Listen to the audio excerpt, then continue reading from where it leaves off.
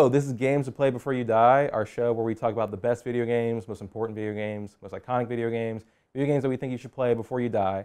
I'm Jordan Miner, senior editor at Geek.com, joined by some colleagues from across the whole Ziff Davis spectrum here today. Yeah, running the whole gamut. Yeah. I'm Alice Newcome-Beill from PC Mag. And I'm Bob Al-Greene from Mashable. And today we're talking about Red Dead Redemption from Rockstar. So when people think of cowboy games, they are like 99% of the time thinking about Red Dead Redemption. Yeah. But when it came out in 2010, it wasn't like, it was this sort of like, there was this lead up of Western games sort of going into it. So I guess we kind of wanted to talk initially here, like what would the kind of, the pre-Red Dead Redemption sort of cowboy game scene, what did that look like? Well, I mean, there was like Gun, and then there was like Call of Juarez as well, and yeah, and people always forget about like Red Dead Revolver that led up to Red Dead Redemption. But yeah, it seemed that, you know, cowboy games were sort of like in a bit of a like, not revival. Like there were cowboy games before that, of course, but you saw this trend just in the same way you saw like a lot of like street racing games in like the early 2000s. I mean, Rockstar San Diego, they did, before they did Red Dead, they were doing like Midnight Club and all that kind of stuff. Yeah. But there were a number of, you know, cowboy games, and that was very odd, I guess, to make the Western game sort of a viable thing. And a lot of them did certain things that were like really cool, but Red Dead Redemption really like kind of executed on all those things in such a way, like, you know, the whole world, like there was like the horse riding. It was like this epic like level of, you know, fantasy fulfillment of, you know, being a cowboy, and in Rockstar's version of, you know, the Old West. Yeah, Gun had done like an open world Western, yeah, third-person open world Western where you're running around. It had like a huge cast, like Thomas Jane was in it, I think. What? All these other big names showed up. It was like Neversoft too. It was like before. Oh like yeah. after Tony Hawk, but before they were doing Guitar Hero. But yeah. And then other games like like you mentioned, Call of Juarez had done like they had like the draw cam, like this slow. Yeah. Oh man. But the early 2000s were obviously at a time for bullet time in games. Oh yes, peak bullet time was achieved. Right, so it was like 6 years after the Matrix, so games were just finally able to do it. We were getting there. But Red Dead brought all of those things together, and Rockstar showed like you can put these all together in one package into an awesome like cowboy experience. Yeah, Rockstar no stranger to like open world games, of course. Yeah. Like, they were able to do what a lot of these other studios could only execute on a fraction of at a time. Hold my whiskey.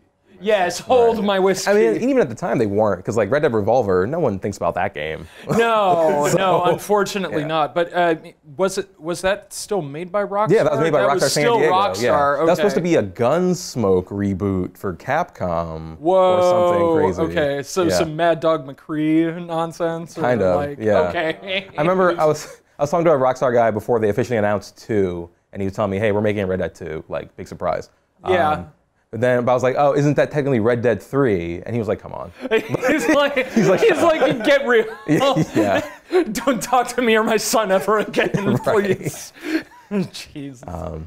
Yeah, there's also like, there was Stranger's Wrath at the time too.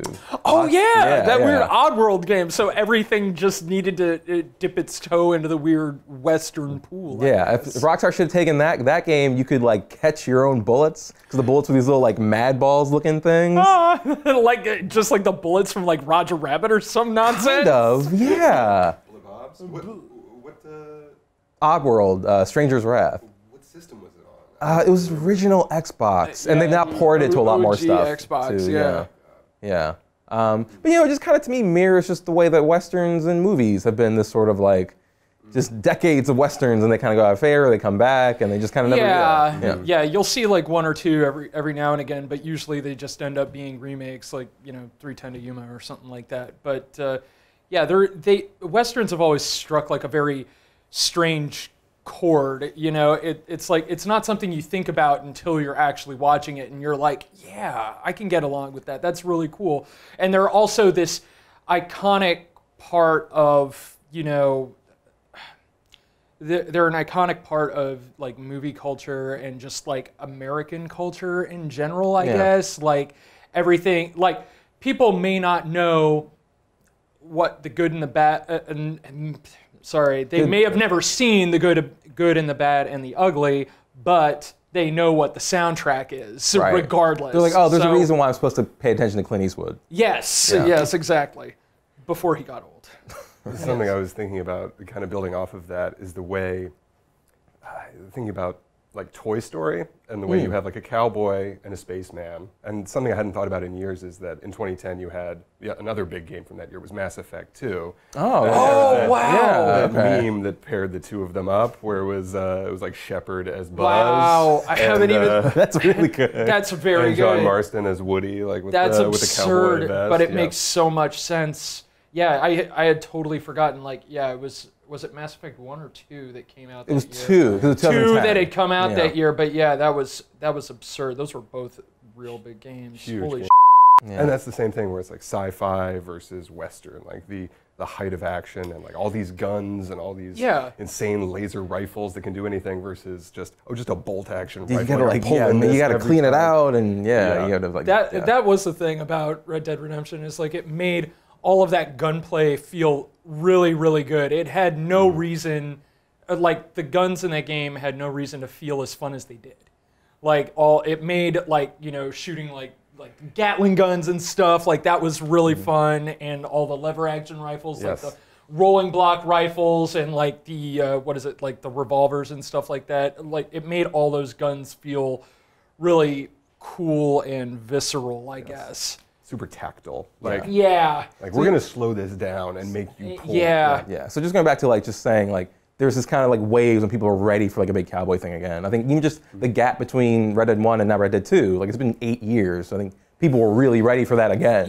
People when those trailers dropped, like we were closing in on the critical mass of hype for this game. Like people were definitely ready for it. You could tell they were definitely thirsty. Like all these Twitter memes of people like in cowboy outfits, like, oh, me when Red Dead 2 drops. Basically. It's like when that trailer drops, I'm so ready for it. So there were cowboy games definitely before Red Dead, but it definitely like came in and was able to take advantage and do stuff that other Western games weren't doing that people really wanted to do. Right. And one of the big things that allowed it to do that we were talking about was just the music.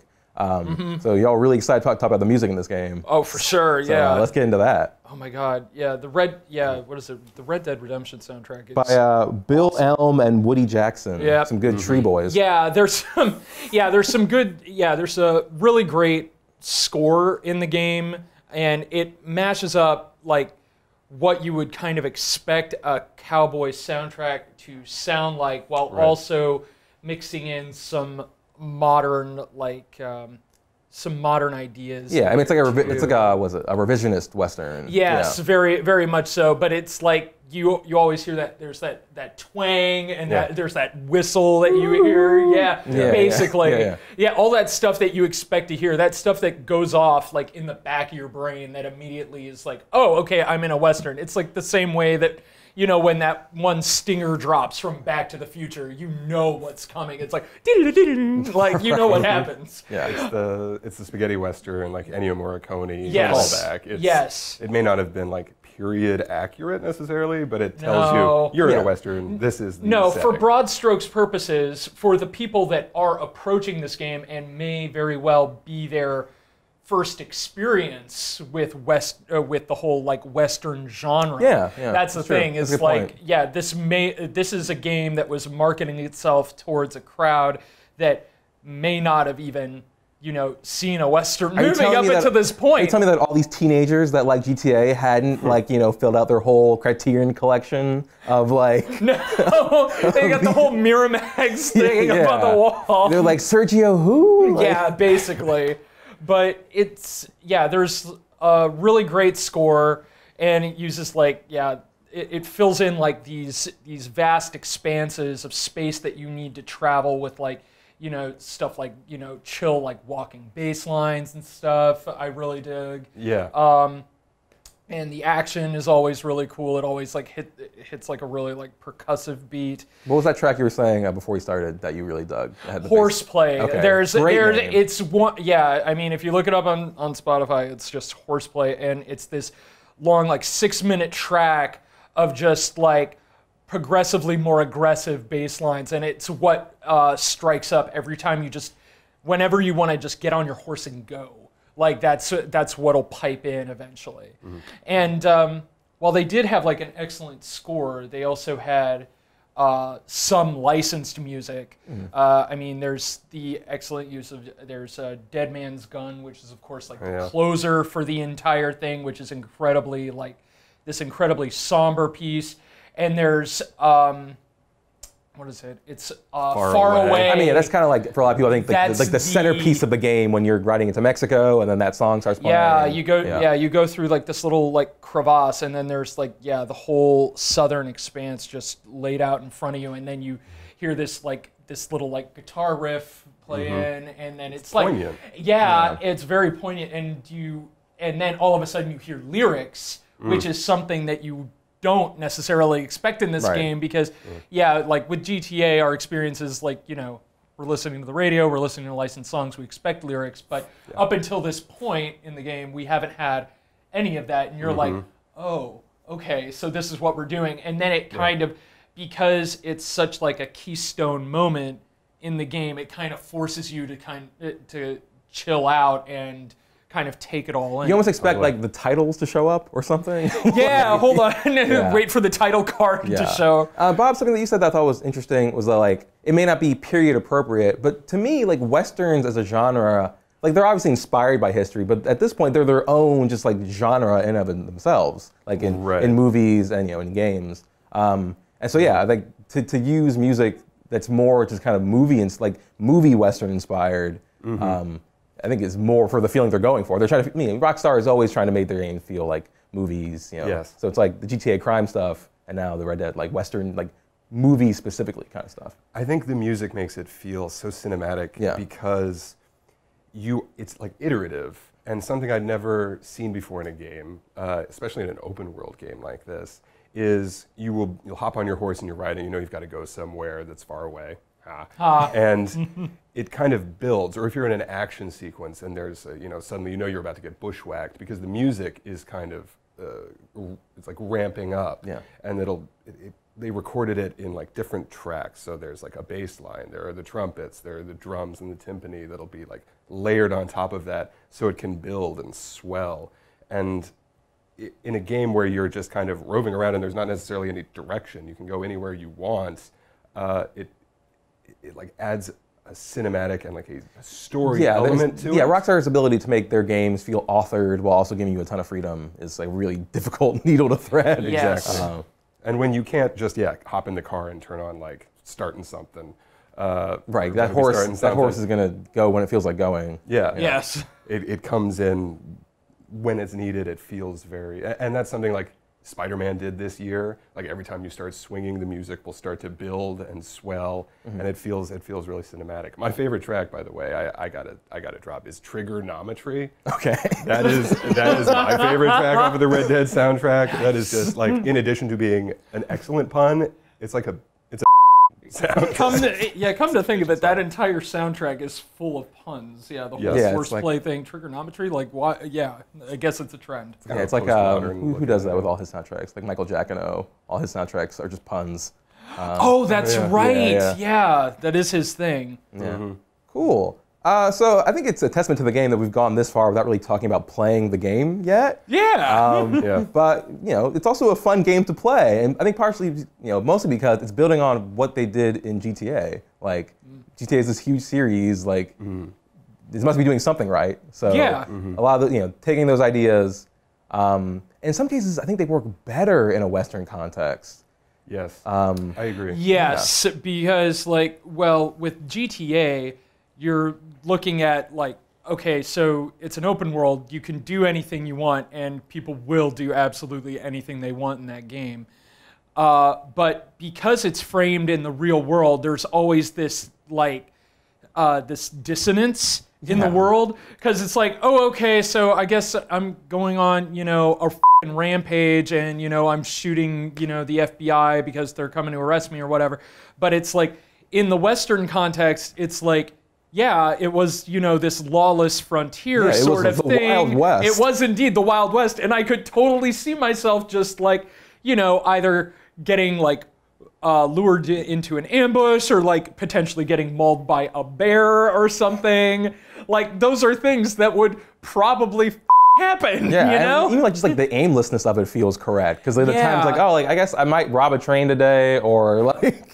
Yeah. Mosey into town, drink until I can't stand up. Yeah. Or like pick a fight with somebody. Yeah, or even the fact that like, get messed up in a duel. Like, Yes. those are things that would happen, right? get annoyed about how this horse controls, like. Yeah. Or the dueling system. Yeah. Yeah. Still not sure how that works. Really. No, but never learned that. But I'll be damned if it isn't fun though. It's fun. It's satisfying when it works. Yeah, somehow, I don't know. through the grace Yeah, of I don't God. know how it works. There's a veil in front of how those mechanics work, but yeah, sure, whatever. It's still You fun. can pull it off. And Yeah. some of those kind of quirks, I think, like turn people off. But I respect their willingness to commit to it. Like, Yeah.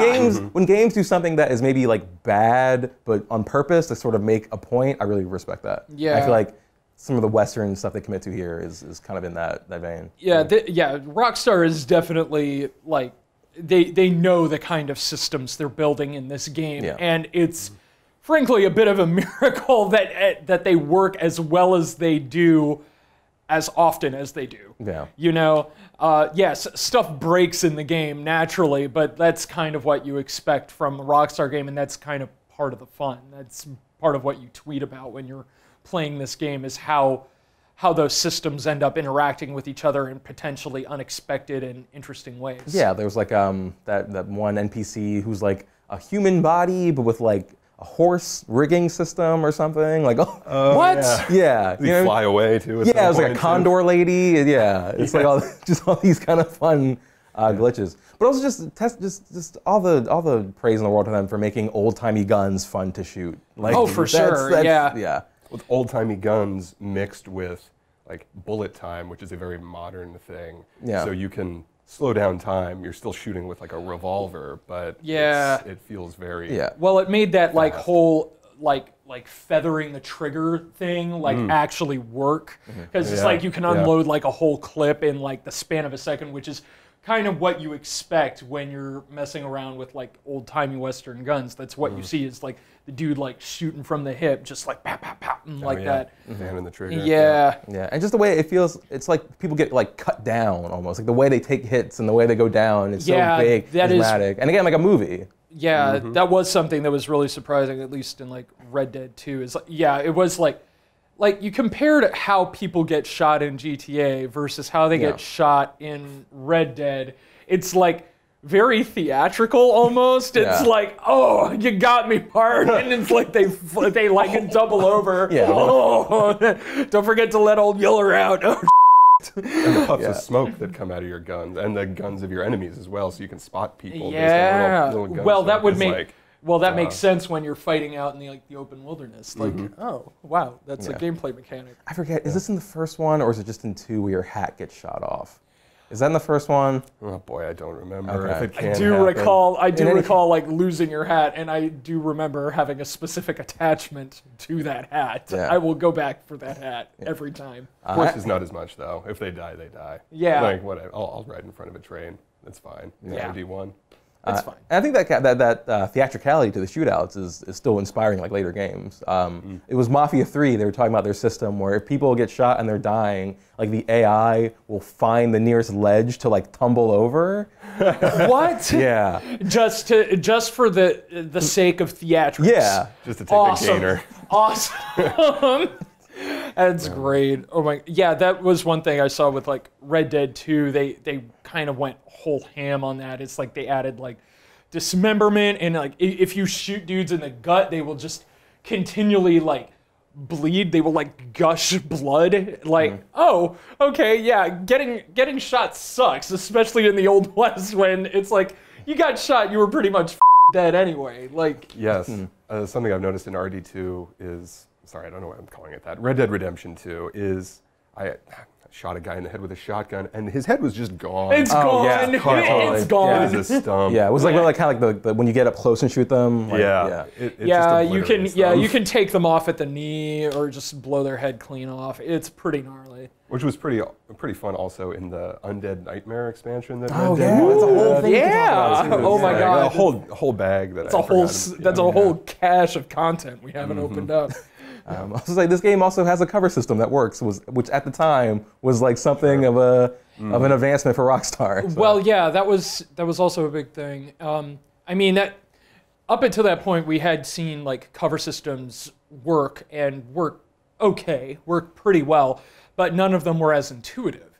It's like everything was like, yes, press A to take cover on these right-angled like waist high pieces of cover. Yeah. But with Red Dead, it was a lot more intuitive because you're out in the middle of like, the wilderness, and yes, there's going to be obvious cover. There's going to be like some little like pueblos and like little walls and fences and stuff you can hide behind. Yeah. But like all the little rocks and like the scrub brush and stuff that's around there, like, and also you didn't have to hit a button prompt to like take cover. He would just like duck behind that intuitively, which made he just snapped right to it, which was really, really cool. Yeah, it's not like calling attention to itself the way in like in Gears of War, it's like that the cover was like the mechanic. That was it. Yes, that was basically the whole game was get into cover and then, shoot dudes. Or like Uncharted, you might walk into a huge arena and you look around and it's like, oh yeah, knee-level boxes as far as the eye can see. Oh yeah, this Something's gonna isn't happen foreboding. here.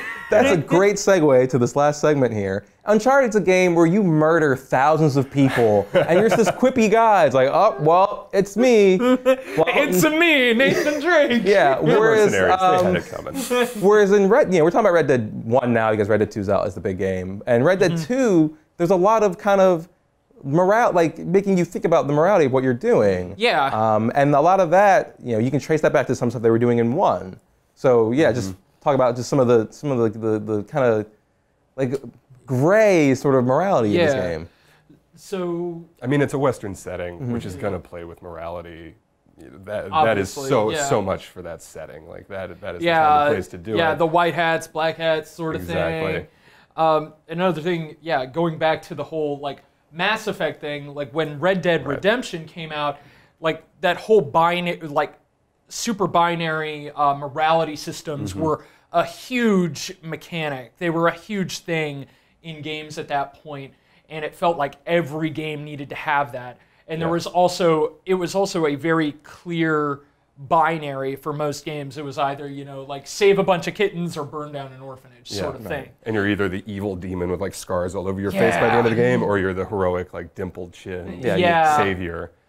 But in Red Dead Redemption, it was like this. There were definitely like shades of gray where it sometimes felt like you were getting like, yes, there was like an actual like metric for measuring like how good and bad you were, which is, dumb. Yeah, and that's still there in 2 also. Yeah, but it's also like you would sometimes get punished for doing what you felt was ostensibly the right thing. Right. Like you would go and try and save someone that was like, stranded on the side of the road, and only to get, held up by like a gang of bandits and like get stripped of all your belongings, basically. Yeah, whoops. Yeah, oopsie-daisy. It's just so smart of them to not make all that stuff just numbers. Like, oh my goodness, went up, blah blah blah. It's like, it's also baked into the story too. I feel like in like ways that make it feel more organic. Before this, the whole thing about Rockstar protagonists would be like, oh, as a protagonist, you kill all these people, you go on this rampage, you're like a maniac. But in the story, you're like this normal kind of conflicted person. That was kind of the issue with like GTA 4. It's like, totally.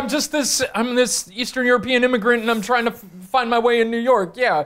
But then you're pulled into all this and you ultimately are led to go on these like you said, like rampages, which is like, there's a lot of dissonance there. But it plays into the whole Western theme a lot better than it does into like a modern setting. And I think they were just able to make John Marsden a more cohesive character also. So interesting. Such an interesting and enigmatic character. Oh, God, I love him. I find myself wondering what's going on in his head. Yeah. And who he really is something that I wondered a lot playing this game. Obviously, the plot is him turning on his friends, and the reasons he's doing that, and the history that they share is kind of obscured. So this morality and this betrayal is like baked into the story itself. Sorry. No. And almost just like this kind of like mythic sweep of American history, where it's like the federal government coming to wipe out these sort of last vestiges. Of like, yeah, like the Pinkertons are coming to town, or whatever. And they're not particularly more, moral or correct. They're just great federal government. No, yeah, they're just they're there. Yeah. It is strange that they try and interact with American history in that strange way. Yeah, I mean, this game was set in 1912. Like, they do a weird thing where they're interacting with American history, but it's also set in this very vague area that has very fictitious names attached to it. Well, that's just another Rockstar thing also. Yeah, that's the whole deal. It's like, it's New York, but they aren't going to call it that. Yeah. You know? Yeah, I live in Algonquin, actually. Yes, exactly. From New Hanover. Broker, but God, the fact that we all know that. Jesus. But yeah, the fact that they've kind of obscured the morality system a little bit more, and they don't actually attach like certain like specific metrics to them, that it makes it feel a lot more organic in a sense. Like one thing I really did like is that you can just go around, like you can, if you want, go around your camp in Red Dead 2 and just start antagonizing people, just calling people like, names like that. But if you keep doing that, if you keep being a your gang members will come up to you and be like, shut the up right now, you're done. Yeah. They will come up and just like sock you on the jaw because you are being an asshole. So it's a very organic way of how that system kind of feeds into the game. Yeah, I mean, Red Dead 2 is just explodes all those sorts of ideas. So, yeah, it's just full of like stuff you don't even know. Like, oh, if I interact with it in this way, like, what is even going to happen here? Yeah, not knowing. Yeah, interacting with the game and not being presented with like a whole list of what you've done on how you've impacted the game world always adds a little bit of ambiguity, and not knowing like, oh, did I just get the best ending or something like that? You're never entirely sure. And also it's the kind of game where you're kind of forced to live with your mistakes. Like if you f up a little bit, like you aren't gonna go back and like save scum it so that you can get the best ending because you aren't even sure, because because those systems are all obscured to you. You don't see those metrics, you don't see all the stuff that's going on behind the curtain. Yeah, if you're trying to save a damsel in distress who's hogtied on the back of a horse, and you get her captor and you tie him up, and then the horse just bolts and runs over a crest and she's gone. Like, oops, my bad. Sorry. I feel that sense of loss. There's nothing I can do. That person's really gone. Yeah, you're just kind of in the game, you're kind of a slave to the systems there. But that's part of that weird, like, using systems as like kind of a storytelling element, in the same way that like, GTA or even like Far Cry or something would do, like, because they have all of these systems that will interact with each other and create these little anecdote factories for you, Yeah, but yeah, it's that commitment to those kinds of systems that makes 2 feel like a sequel to the first Red Dead Redemption, not like a secret GTA 6 or something. Like, yes. Yeah, it's following up on the ideas from that game specifically. Yeah. They didn't call it Red Dead Revolution or Red Dead Rebels or anything. It's Red Dead Redemption 2. Yes. But as for Red Dead Redemption 1, we saw a lot about it here. I think we were all agree that it's a game that you should play before you die. Yeah. Yes, absolutely. I would wholeheartedly agree. Like, fan of Westerns or no, if you enjoy open world games, this is a game that you should definitely spend some time in. Yeah, I like it better than any of the Grand Theft Auto games, frankly, at this point. For sure, yeah. So yeah, if you're looking for an open world, a Rockstar game, like this is the masterpiece. Yeah, and it's available, it's backwards compatible on Xbox One now. Oh, for sure. Yeah. Can you get it on PSN? Is it available? I do not actually know. That's a good Guys, question. get on it. If not, please. Yeah, Yes. get a lasso, wrestle it up, some other cowboy words. But yeah, Saddle up hard. Saddle up. Good dogies. All right, we're just gonna embarrass ourselves. We keep saying more junk like that. Yep. But yeah, so that's this week's episode of Games to Play Before You Die. We'll be back next time with another one. I'm at Jordan W. Miner on Twitter. And I'm Alice Newcome-Beill. That's at Adam Babe on Twitter. And I'm at Bob Al-Greene on Twitter. And thanks for watching, and thanks for being here.